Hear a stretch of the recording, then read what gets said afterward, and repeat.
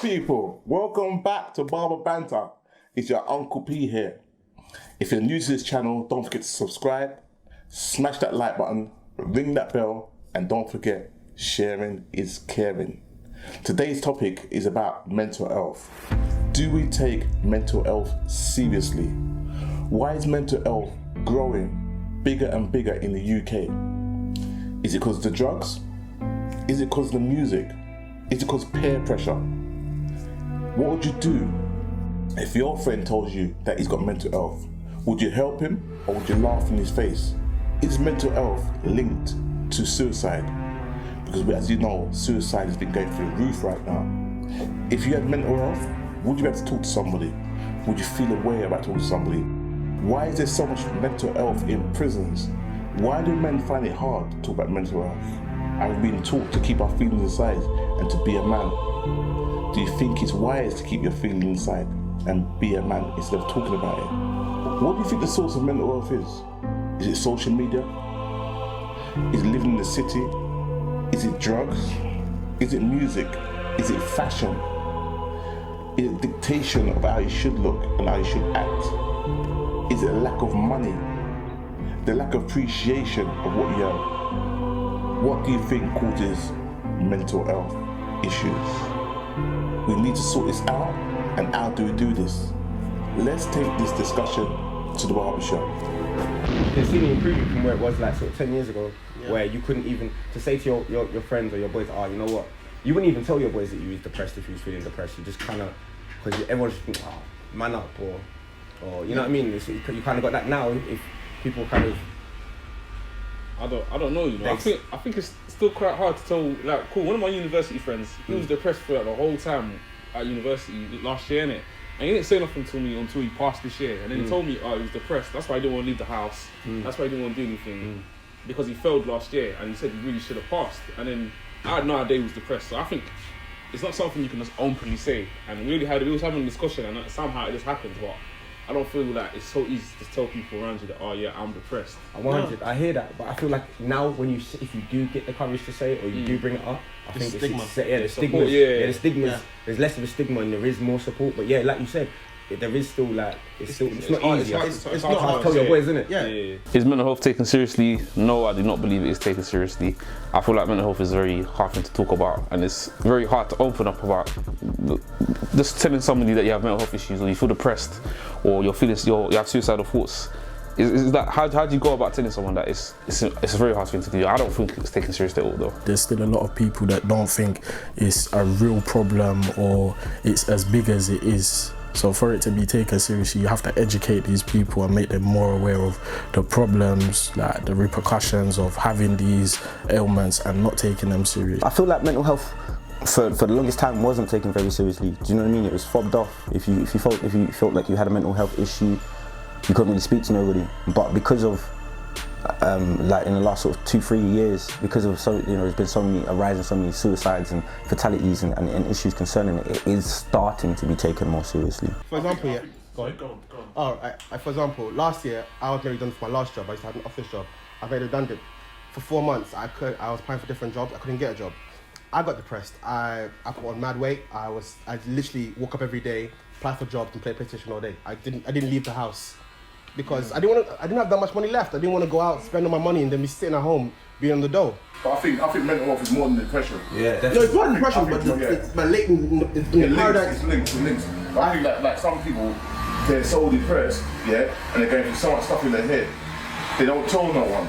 And then before you know it, they're smiling, they come out of drinks and everything. So you don't have to be out in your yard to be depressed. They come out of drinks, they're dancing, they're raving, they get the girls and they do their thing, and then you get a phone call next day, they hang themselves. That's happened to me times. You know what I'm saying? And I think that's big in the black community, right? Because it's like in the black community, in the black household, you're taught as a man. You don't cry, man up, stop being stupid. What happened? In the West Indian household, like was said, my parents say, man up. We are talking about mental health. You paying bill? You don't pay no bill. Go in your room and read a book or something. You see what I'm saying? So it's hard to talk to anybody about it, especially being a man, because you're taught to be robust. You're taught to be strong, innit? You're taught to be like the man. Do you know what I mean? So a lot of men, they suffer in silence. They've got a lot of things going on in their head That's why it's good to have a good woman, because you have a lot of things going on in your head, and you can lie your woman's chest and say, listen, babes, she can rub your head and she say, babe, it's going to be alright and stuff like that. But a lot of men ain't got that. They set themselves up for a fall. We have to be, you know what I mean? You've got to be the macho man. You've got to be, you know what I mean? Like, everyone remembers as a kid, you know what I mean? Man don't cry, boys don't cry. What are you crying for? What, you a girl? Everyone remembers that, do you know what I'm saying? Like, and you're right. It is. But I was talking about this last week with you, like, in the black community especially, when it comes to young kids, we don't allow young men to emotionally grow. We stunt the emotional growth of young men, and then we wonder why later on in life they're not able to connect with people emotionally and have decent relationships. Because when they're young, we're like, boys don't cry, men don't cry, you be a man, big up yourself. But we allow young females to emotionally express themselves. But when it comes to young boys, we stunt their emotional growth, and then we wonder why later on in life, when it comes to relationships, they can't relate to people, they can't hold a decent relationship, they're always breaking down, always cheating on people. They can't open up, man, a bad man, man don't cry, man don't talk about feelings. We don't let young boys to be weak, we don't allow them to have emotional growth, we don't allow them to emotionally express themselves.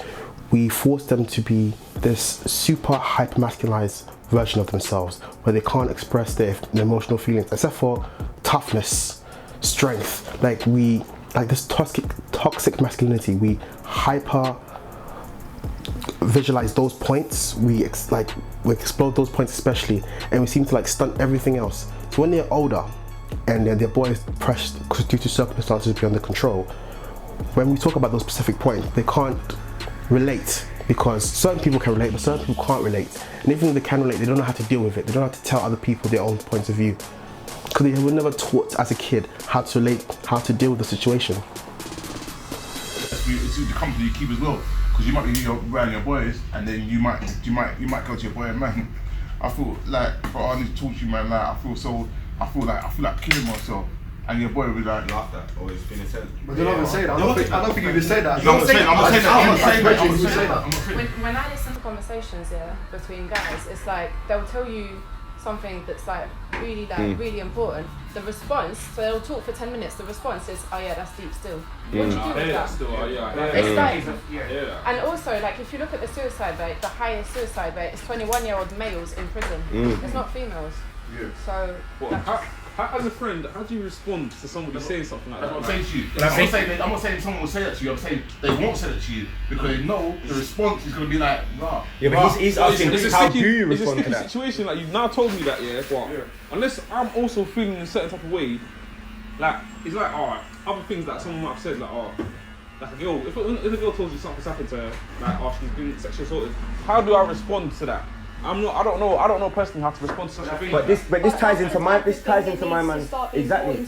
This is what ties into what my man was saying, is that we aren't giving you the tools to emotionally like express ourselves, even to the point where somebody comes at us with something like as deep as that, we don't know how to respond because we were never shown. Yeah. Do you know what I'm saying? There's so many things in school, they're so irrelevant.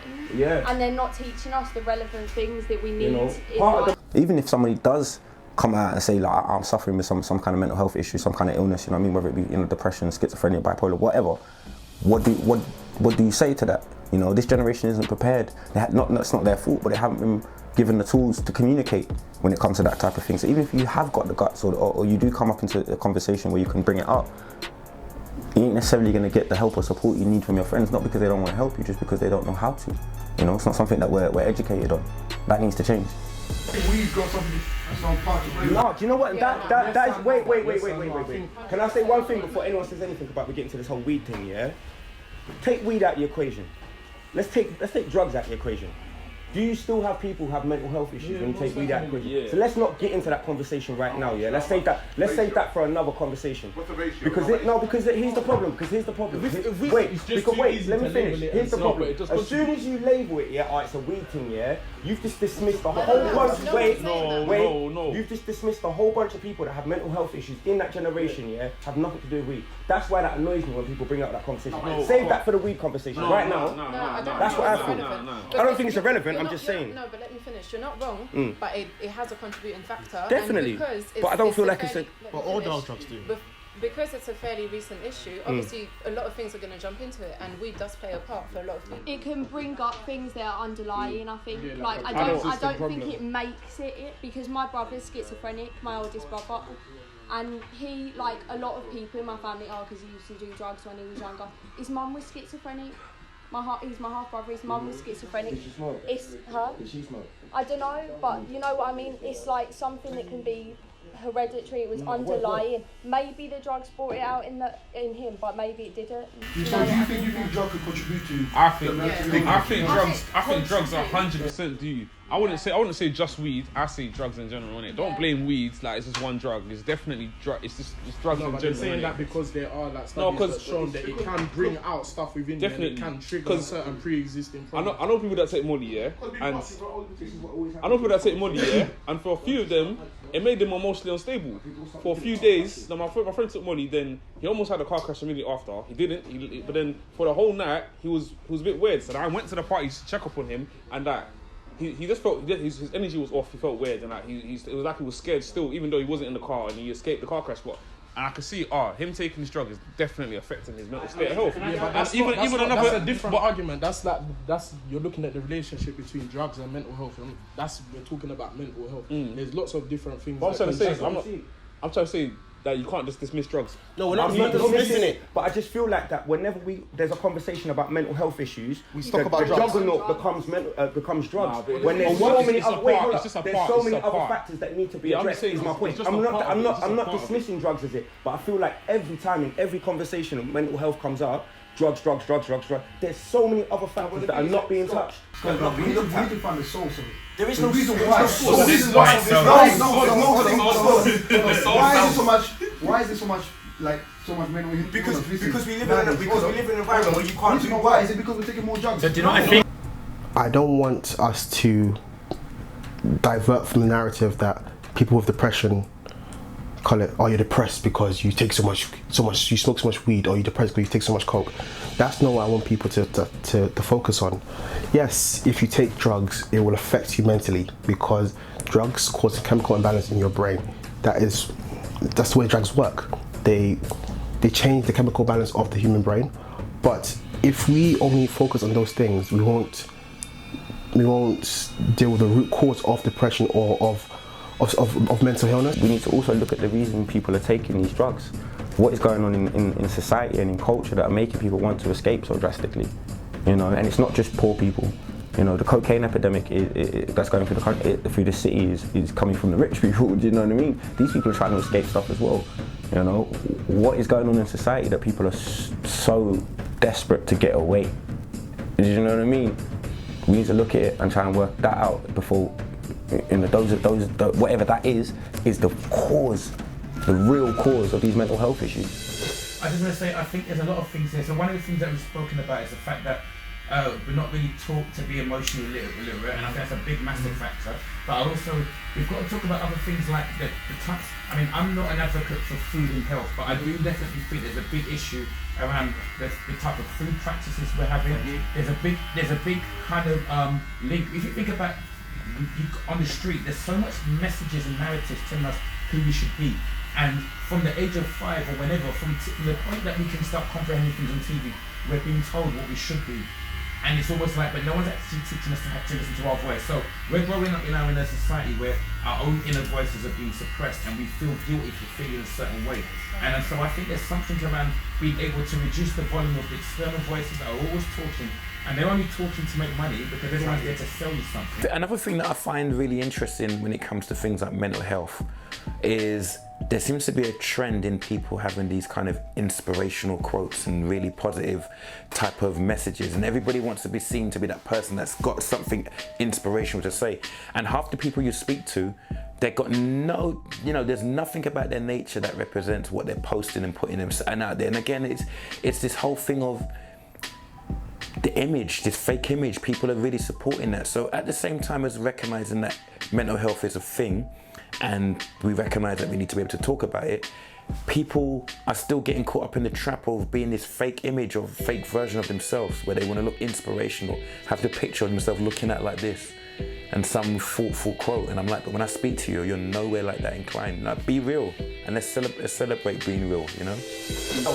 You always eloquently put the points across that are in my head. That's part of the problem for me. People are always looking at these other issues that are external and causes of things. People take drugs to escape the reality that they're in.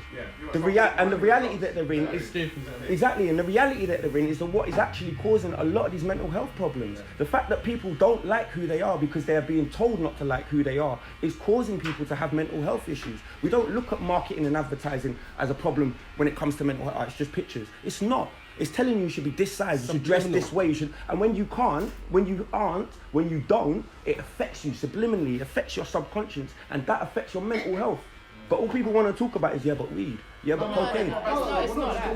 It's not. No, but that's my problem. But it feels like that's what it feels like. Like everyone, when it comes to this discussion, especially, drugs, not weed, drugs. But this is what I'm saying, drugs in general. No, I feel like in general. that is the major conversation when there's more to it. I don't feel it is. Like, I hear your point. It comes up a lot, but I don't feel that's the main thing. I feel like there's a lot of things like context, like what you're saying about advertisement. I do feel it's brought up, like things like Instagram, stuff like that. Like the London context has a massive factor. Like in mental health, London is a really specific context, and it's like there's not the same rate of mental health elsewhere. There's a lot of things, and London, a lot of drugs are in London, but a lot of drugs are elsewhere as well. So another factor is a lot of people have mental health issues don't use drugs. Yeah, 100%. But for me, it's a lot more of a London thing, and like we live in like postmodern times, and with that you've got a lot of things. You've got a lot of pressures that you didn't have before.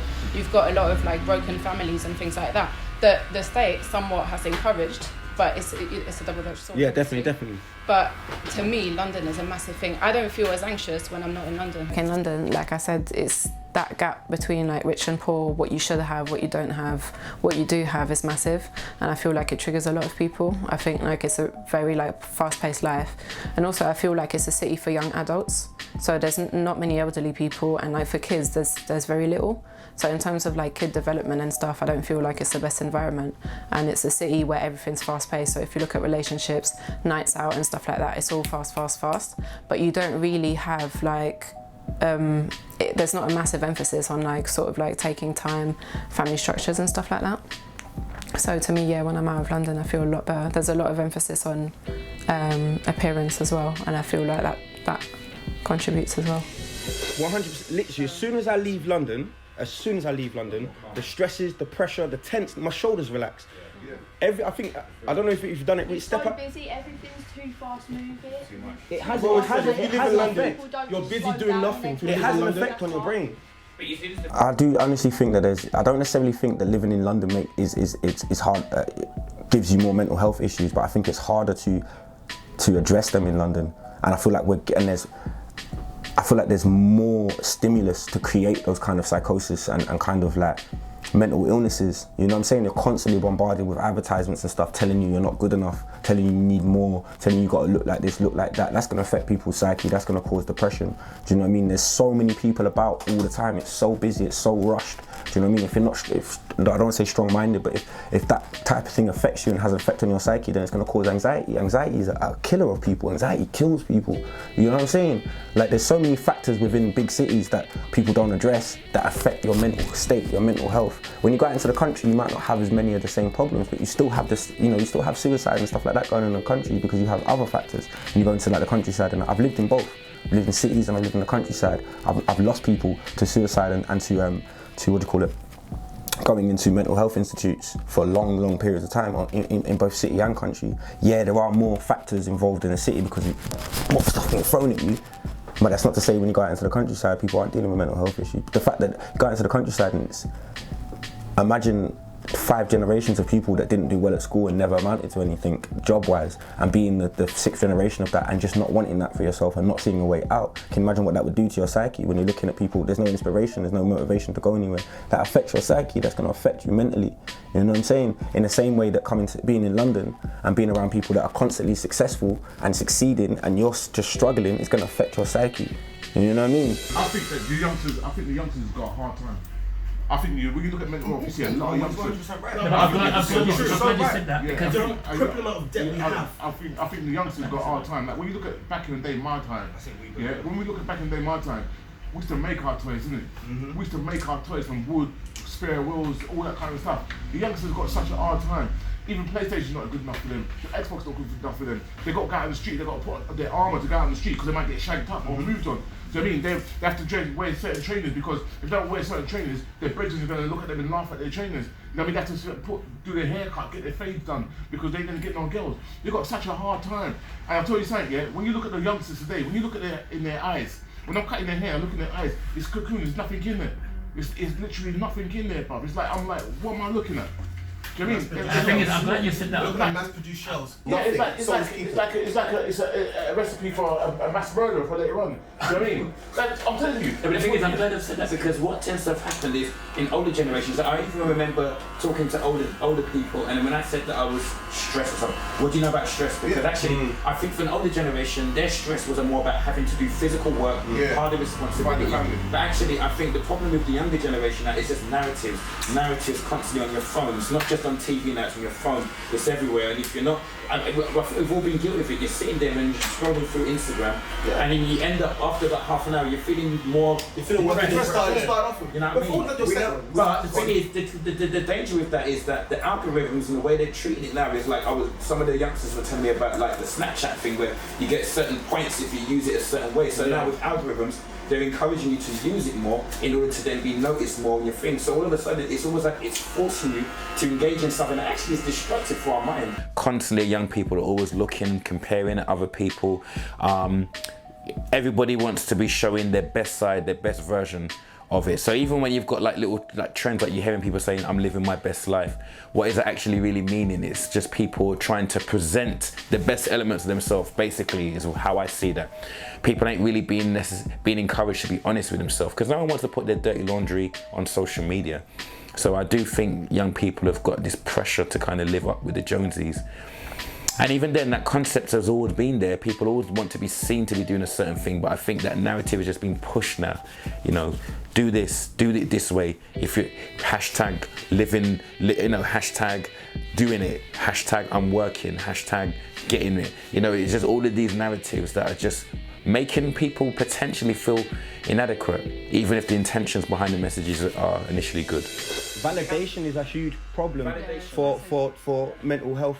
Young people sufferers, people who already have mental health issues, and for people who are developing like their own sense of self, you know. And you know, you used to get validation through achievements. That, you know, when I was in school, if you were good at something, you receive validation for it, you know. But now you just want a like for just a picture. People posting up pictures and this is my day. And if you don't get a like, it crushes you. You don't get a like or you don't get a comment, like, oh, only 10 likes in 15 minutes. And it crushes you. Instead of people focusing on bettering themselves as a person, they're focusing on becoming who society wants them bettering to be. their profile instead of actually bettering who you are. You want to better your profile. Their best life. They're trying to live the life that they think other people will want for them. Yeah. Well, they're looking at how people making money. They're looking at how people making money and liking their thing because they've got making stacks and all that, but they're not making stacks. It's like you work in a Ritz hotel, but you can never afford in your one paycheck to stay in a Ritz hotel. It's going to become depressing, isn't it? I think as well, like again, especially in London, the gap between the poor and the rich is massive. And the thing is, with social media, exactly. With social media, you can now see that gap. Yeah. Before it was like, you know, we were in our communities, all from that similar social background. Everyone around you the same. Yeah, it's like, oh, he's got a new car, but it's a mother's car. Yeah. Now it's like, my neighbour's got a new car, but like, I will never be able to get that. Yeah. So you've got people who don't have cars on the same road as people who have Range Rovers. And exactly, yeah. It doesn't make sense. It's that gap which is so massive, and that, for me, it contributes massively. Like, it's all well and good having this discussion here, but do we have this discussion with our friends, our family, all this kind of thing? Hold on. If it's depressed, like, is it easy for us to talk to our friends, oh, you know, I'm depressed and this and that? Yeah. It's not that easy, it's not that easy. It's still within my family, because so many of us suffer from in the African, like, household, in Africans, we don't talk about it. We don't talk about it. You don't talk about it. We don't talk about mental health. Like, we don't take it seriously. We're not taking mental health seriously, especially in the black community, man.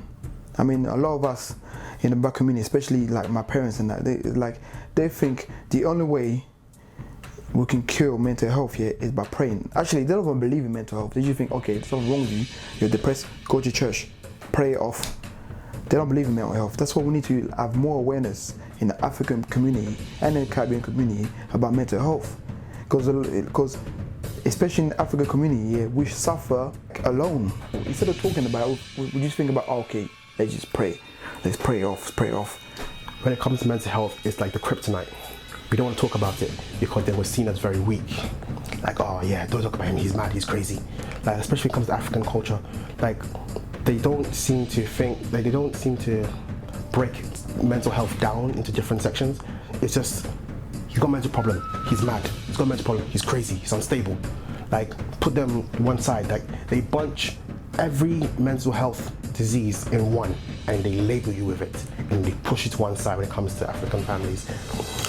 Adults should stop saying, you ain't got a mortgage, you ain't got a job, you ain't got a car, so why are you depressed? Stop trivialising other people's issues. Just because I pay the bills, just because I drive the car and I put money on the table, it doesn't mean that I've got more problems than my child. My child could be going through all kind of problems.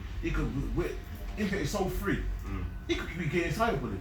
But that's a great way for us to push the community forward, is by, that's one message that we could leave here today with, is don't trivialise people's problems. You don't know what their problems are, or what the perspective is. Something that seems really trivial to you might be massive to, you know what I mean? And people stop taking a mickey at mental ill people. We need to stop and looking at mental ill people, because it could happen to you, or if it doesn't happen to you, because you ain't had your children yet, or your grandchildren yet. Like your grandchildren, your children could fall into mental health.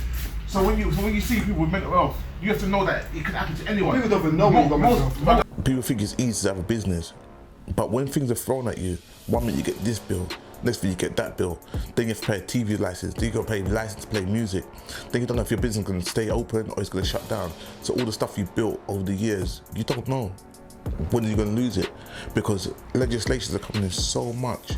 You know what I mean? Then the council takes away the parking, there's parking restrictions, your clients can't park outside the shop, you lose clientele, your business goes down, you think, how am I going to pay the next bill?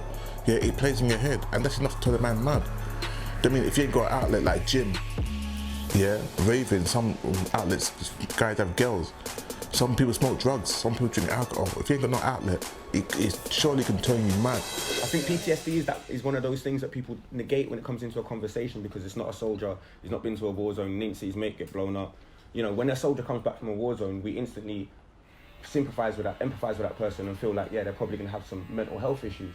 Because you can see the direction where it came from. You can see where it came from. But when you got these youths that live on Church Road, you know, growing up on Church Road, and they're seeing their friends getting shot left, right and centre and stabbed, and then they have to go to school on the same day, and we don't stop to think that these guys are dealing with the same levels of PTSD as Grenfell, you know what I'm saying? Like, we're not looking at it and thinking these kids are dealing with the same issues that grown men are dealing with in war zones. How is that going to affect them in the future, and how is that going to affect their that's the type of stuff I feel like we need to, when we're talking about mental health issues, we need to highlight situations like that, as well as drugs and other the things. paradigm shift between it. It seems like in the last 40 years, we changed the paradigm shift, but still to this day, those young people will be trivialized in the media. The media will make it seem like, oh, these young kids are just doing it they're doing it to themselves. They don't look into, like, these things are happening to these kids, and it's not their fault. It's not their fault, but they're still seeing it. They're still seeing it, and it's the trauma that happens to them will scar them for life. And then we turn around and go, yeah, but he's just some road you, innit? Exactly. And it's like, but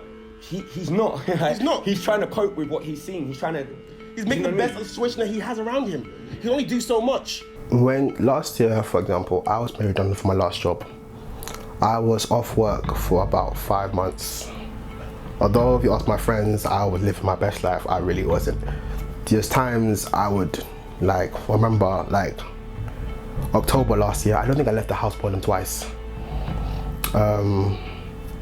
Literally, I was at home all the time, playing PlayStation. I'll wake up in the morning, apply for 1 or 2 jobs, and then just sit in my room and play PlayStation. I didn't even leave my bedroom sometimes for a week.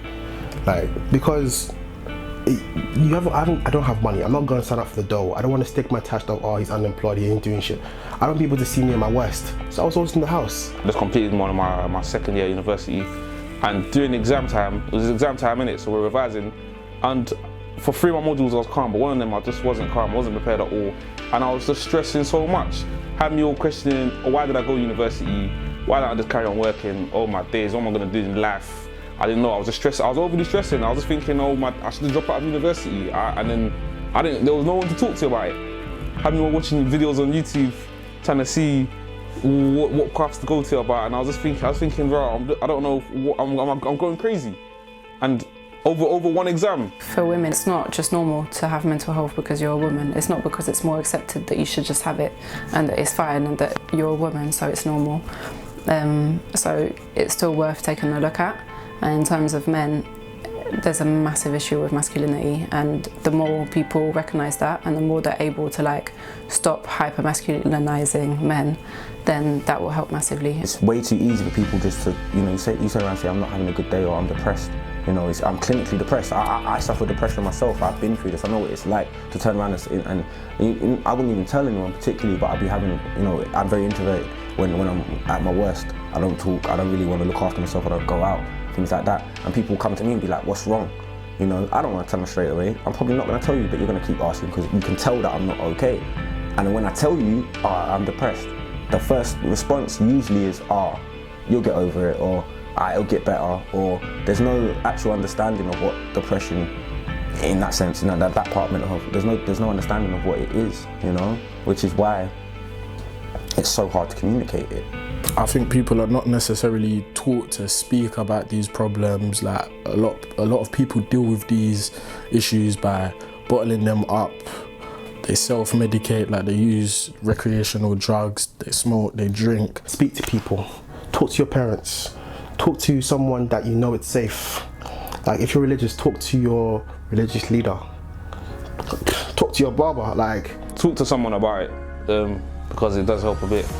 Even if it's like one friend, it doesn't have to be your closest friend or anything, do talk to someone about it because keeping it in isn't good. It's just about human connection. I feel, one thing I've definitely learned as a person is that if you spend the time and invest in people, just showing interest in what they do in their world, that is almost your advertisement to say, do you know what, and you can also speak to me if I'm going through problems. If you speak to someone about it, it gets easier to cope with. It's like a pressure on your chest. As soon as you talk to somebody about it, the pressure lifts. It's better to share your load with somebody than just hold it on your ones. Just live every day as it comes. Don't think too much about tomorrow, Just deal with today. Don't think about tomorrow or yesterday, deal with the now. Become active, get focused, eat well, sleep well. One of the most important things. And make sure there are not toxic and negative people around you. If you worry about, the bills that can come in a month's time, I'm not saying don't prepare yourself for it, but if you worry about it, it's going to turn you mad. Push forward, hold strong, and just keep going. So you're still with us? Thank you for watching. Don't forget to subscribe, like, share, ring that bell, and we'll see you in the next episode of Barber Banter.